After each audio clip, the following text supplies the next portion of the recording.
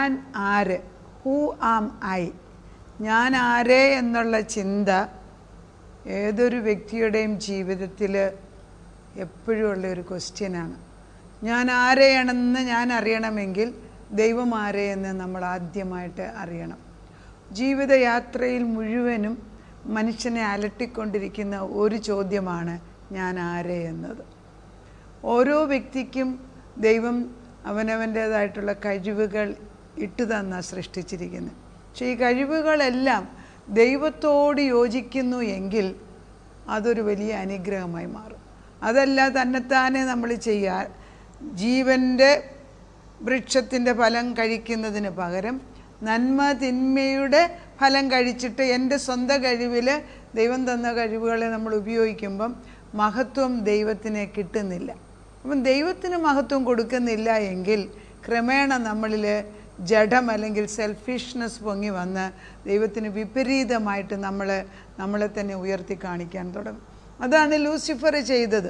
അതുകൊണ്ട് എപ്പോഴും നമ്മുടെ ദൈവം ആരെ എന്നും ദൈവം എങ്ങനെയാണ് തന്നെത്താനെ നമ്മളിലേക്ക് നമ്മളെ വെളിപ്പെടുത്തി തന്നതെന്നും അറിഞ്ഞിരിക്കുന്നത് നല്ലതാണ്.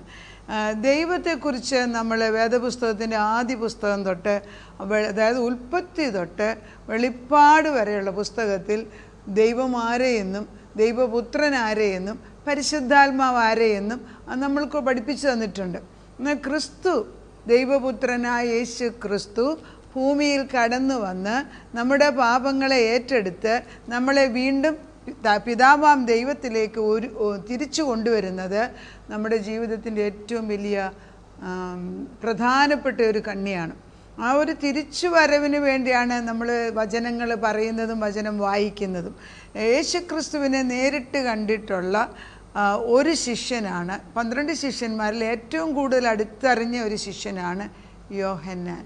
യോഹന്നാൻ യേശുവിൻ്റെ നെഞ്ചോട് ചേർന്നിരുന്നു എന്ന് വേദപുസ്തകത്തിൽ പറയുന്നു. എങ്കിലും അതിലുപരിയായിട്ട് ആത്മീക തലത്തിൽ യോഹന്നാന് യേശുക്രിസ്തുവിനോട് കൂടുതൽ അടുപ്പം ഉണ്ടായിരുന്നു.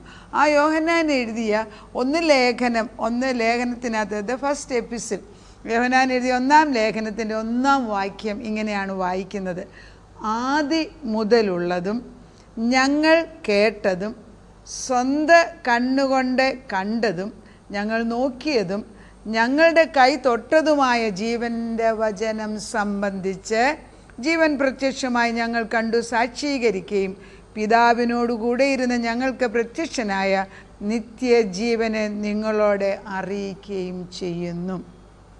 അപ്പോൾ യോഹന്നാൻ പറയുന്നത്, ഞാൻ കണ്ണുകൊണ്ട് കണ്ടു, ഞാൻ എൻ്റെ കൈ കൊണ്ട് തൊട്ടു, ഞാൻ എൻ്റെ ചെവി കൊണ്ട് കേട്ടു. അത്രമാത്രം അടുത്തിരുന്ന് പരിചയമുള്ള ഈ യേശു ക്രിസ്തു പിതാവാം ദൈവത്തിൻ്റെ പുത്രനാണ്. ആ പുത്രൻ നമുക്ക് നിത്യമായ ജീവനെ തരാനാണ് കടന്നു വന്നിരിക്കുന്നത് എന്ന് നമ്മളോട് വ്യക്തമായിട്ട് പറയുമ്പോൾ പരിശുദ്ധാത്മാവാണ് ആ സത്യം നമ്മുടെ ഉള്ളിലേക്ക് മനസ്സിലാക്കി തരേണ്ടത്. പരിശുദ്ധാത്മാവില്ലാതെ ഒരു കാര്യവും ദൈവത്തിൻ്റെ കാര്യം മനസ്സിലാക്കാനൊക്കത്തില്ല. തൃത്വം എന്ന് പറയുമ്പം പിതാവ്, പുത്രന്, പരിശുദ്ധാത്മാവ്, 3 ഘടകം. എന്നാൽ 3 പേഴ്സണാലിറ്റീസ് ആണെങ്കിൽ അവരുടെ 3 ക്യാരക്ടേഴ്സ് വ്യത്യാസമുണ്ട്. They still stand together. All throughout we see പിതാപുത്ര പരിശുദ്ധാത്മാവിനൊരു ട്രയാങ്കിൾ പോലെ നമ്മൾ കാണുമെങ്കിൽ അവർ തമ്മിലുള്ള അഭിപ്രായങ്ങൾ എപ്പോഴും അവർ ഡിസ്കസ് ചെയ്തിട്ട് ദേ കം യുണൈറ്റഡ് ഇൻ എഗ്രീമെൻറ്റ്, അങ്ങനെ വരുന്നതായിട്ട് കാണാം.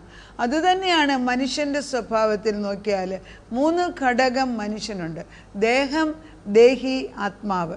ഈ ദേഹം, ദേഹി, ആത്മാവ് ഒന്നിച്ച് നിൽക്കണമെങ്കിൽ പരിശുദ്ധാത്മാവിൻ്റെ പ്രവർത്തനം വേണം. അല്ലെങ്കിൽ നമ്മളിലുള്ള ദേഹം ദേഹിയോടും ദേഹം നമ്മുടെ ആത്മാവിനോടും ദേഹിയോടും യുദ്ധം ചെയ്തുകൊണ്ടേയിരിക്കും. അപ്പോൾ ആ ഒരു സ്ഥിതിയിൽ നിന്ന് മാറ്റം വരുത്താൻ വേണ്ടി നമ്മുടെ ഉള്ളിലുള്ള യുദ്ധം തുടങ്ങിയത് എപ്പോഴാന്ന് ചോദിച്ചാൽ, ദൈവത്തിൽ നിന്ന് നമ്മൾ ആത്മാവ് ഇല്ലാത്തവരെ, മരിച്ചവരായി മാറിയപ്പം തൊട്ട് ആത്മാവില്ലാത്ത മനുഷ്യന് ദൈവത്തോട് ചേരാൻ സാധിക്കത്തില്ല. അന്ന് തൊട്ട് നമ്മൾ യുദ്ധമാണ്.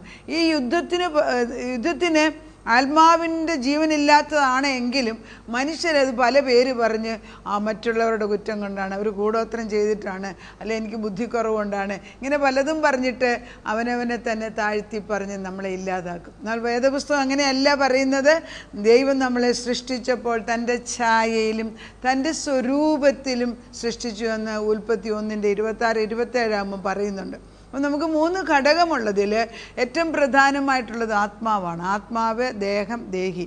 ആത്മാവെന്ന് പറയുന്നത് പരിശുദ്ധാത്മാവിൻ്റെ ആത്മാവ് വരുമ്പോഴേ നമ്മളിലുള്ള ആത്മാവ് ജീവൻ വെക്കത്തുള്ളൂ, 3 ഘടകത്തിൽ. എന്നാൽ ദേഹം, ദേഹി, നമുക്ക് ദേഹി എന്ന് പറയുന്നത് നമ്മുടെ ത്വക്ക്, നമ്മുടെ മസിൽസ്, നമ്മുടെ പുറമേ കാണുന്നതെല്ലാം നമ്മുടെ ശരീരം, ഇത് ദേഹമാണ്. ഈ ദേഹവും ആത്മാവും കൂടെ യുദ്ധം ചെയ്യുന്നിടത്തോളം കാലം നമുക്ക് സ്വസ്ഥതയില്ല, സമാധാനമില്ല. അതുകൊണ്ടാണ് മനുഷ്യർ എത്ര സമ്പാദിച്ചാലും മനുഷ്യന് സമാധാനമില്ല. ഒത്തിരിയും കഷ്ടപ്പെട്ട് പണക്കാരനാകണം, അല്ലെങ്കിൽ പഠിച്ചു മിടുക്കനാണ്, വലിയ ഡോക്ടറാണ്, അല്ലെങ്കിൽ എൻജിനീയറാണ്, അസ്ട്രോനോട്ടാകണം. ഇതൊക്കെ ആയിക്കഴിഞ്ഞിട്ട് എന്തിനാണ് മനുഷ്യൻ സൂയിസൈഡ് ചെയ്യുന്നത്? Because their spirit is not alive.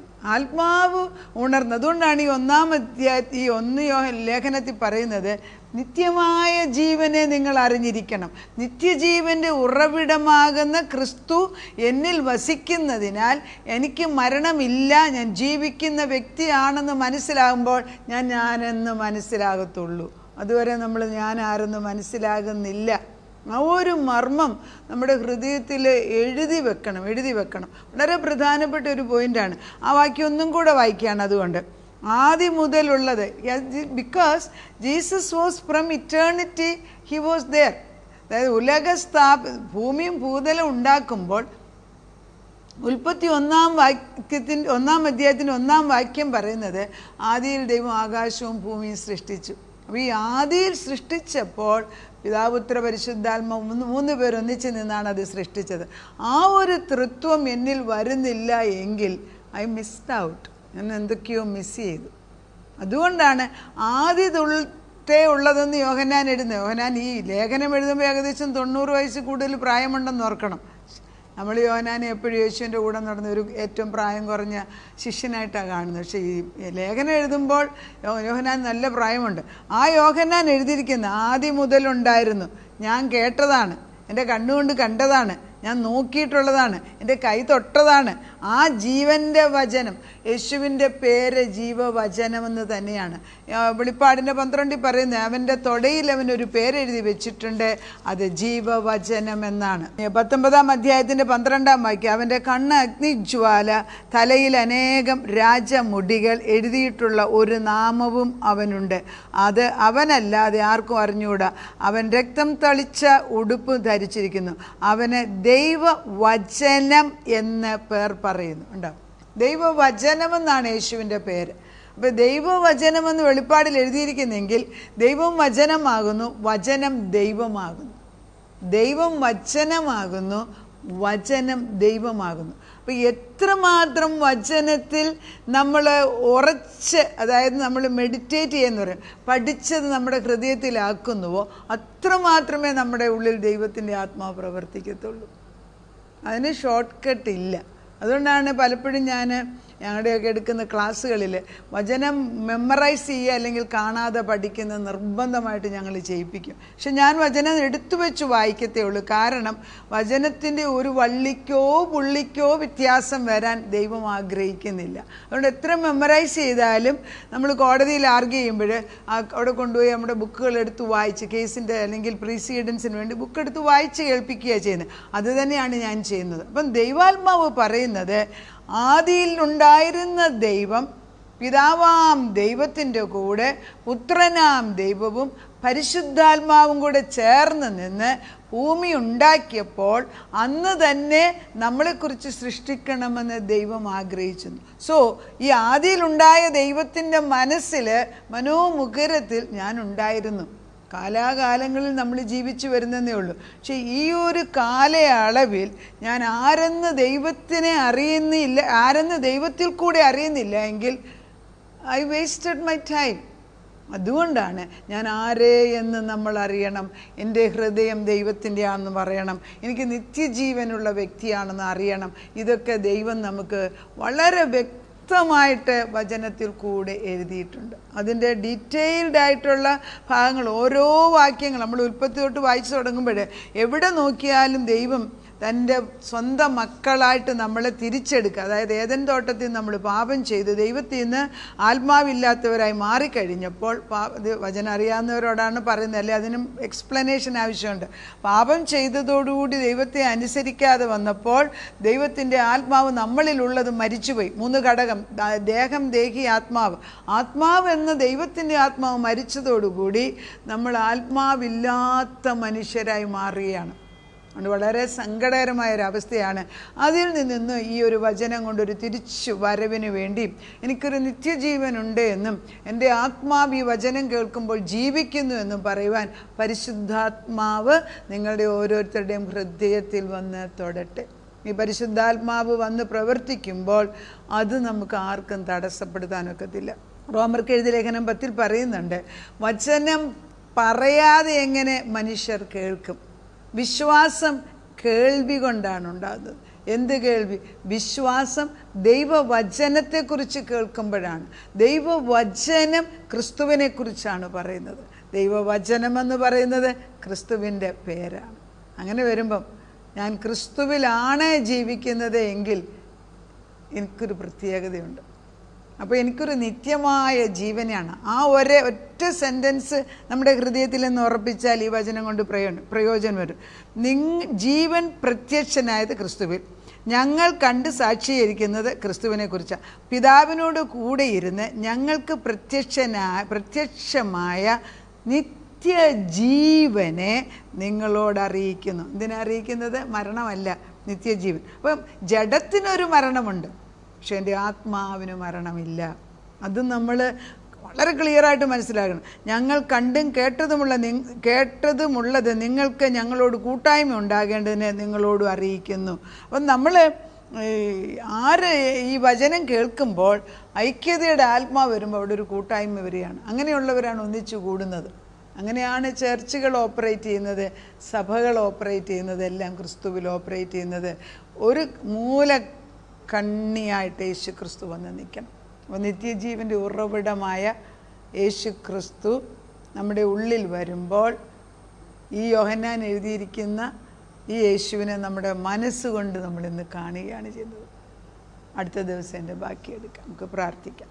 അതിപരിശുദ്ധൻ അതിപരിശുദ്ധൻ അതിപരിശുദ്ധനായ ദൈവത്തിൻ്റെ നാമം മഹത്വപ്പെടട്ടെ. അപ്പച്ച, നിൻ്റെ ആത്മാവിൻ്റെ മുൻപിൽ ഒന്നും മറഞ്ഞിരിക്കുന്നില്ല.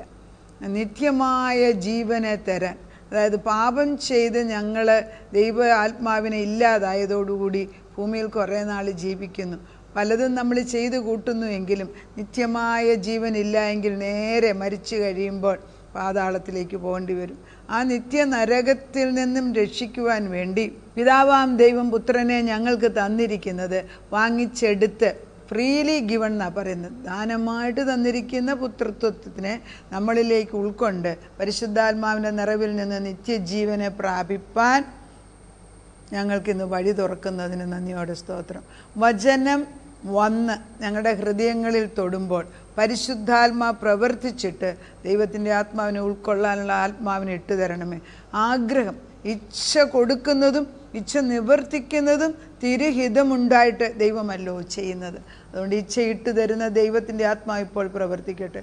നാഥൻ്റെ ആത്മാവ് ഓരോ വ്യക്തിയിലും കടന്നു ചെന്നിട്ട് ആത്മാവ് ദിനം പ്രതി സെർച്ച് ചെയ്തുകൊണ്ടിരിക്കുകയാണ്. ആത്മാവിനെ ആഗ്രഹിക്കുന്നവരുടെ ഹൃദയങ്ങളിലേക്ക് ഇത് ചെന്നുകൊണ്ട് പുതിയൊരു ജീവവൃക്ഷം ഉണ്ടാകുവാൻ ഇടയാക്കട്ടെ. ജോഷുവ പറഞ്ഞതുപോലെ ഞാനും എൻ്റെ കുടുംബവും ഞങ്ങൾ യഹോവയെ സേവിക്കും. ഞാൻ യഹോവയെ സേവിക്കുന്ന കുടുംബത്തിൻ്റെ വ്യക്തിയാണെന്ന് പറയുവാൻ തക്കവണ്ണം ഞങ്ങളെ ബലപ്പെടുത്തിക്കാട്ടെ. പ്രാർത്ഥന കേട്ട് ഉത്തരം തന്ന ദൈവത്തിന് നന്ദി. യേശു ക്രിസ്തുവിൻ്റെ പുണ്യനാമത്തിൽ തന്നെ ആമേൻ.